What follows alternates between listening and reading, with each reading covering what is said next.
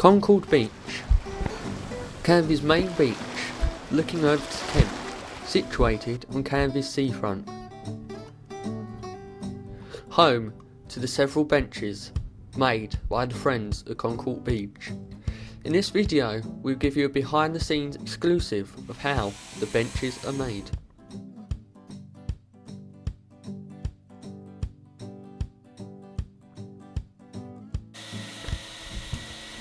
The very first stage to make a bench after the wood has been bought is to carve out the letters. Beyond the point Liam demonstrates this here by carving around a stencil using a grill. This is done for every letter on the wood and for every bench. Once the letters have been carved out, the excess wood is then cleaned away before starting on the next letter. Once it's polished, it comes out really nice, like this. The edges of the bench are then sanded down, the corners and the sides. This is to make it more comfy when people sit on it, and also to make it more safer beyond the children. This is done for every bit of wood on the bench.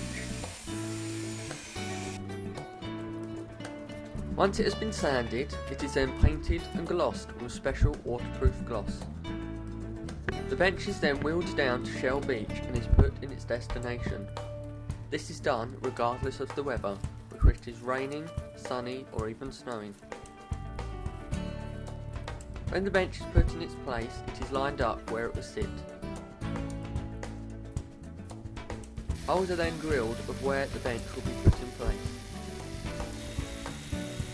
Plugs are then used which are inserted in the bench to make sure that the bench can't be pulled out, as the locking mechanism activates. These are put in briefly now before actually being drilled into the concrete.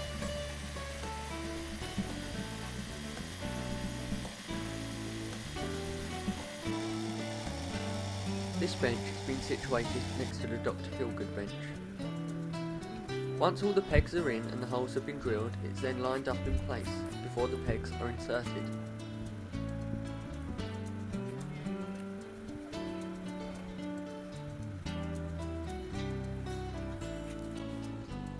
The pegs are then lined up at the hole before the bench is then pushed into place. Here we can see one of the feet pushed into place. The bench is then tested to make sure that it is safe and also comfy. BTP Liam here demonstrates the tightening up of the locking mechanism. This is the final product. This is done for every bench, which costs around £300 from generous donations. We'd like to thank the Friends of Concord Beach for their cooperation, particularly Collin Letchford.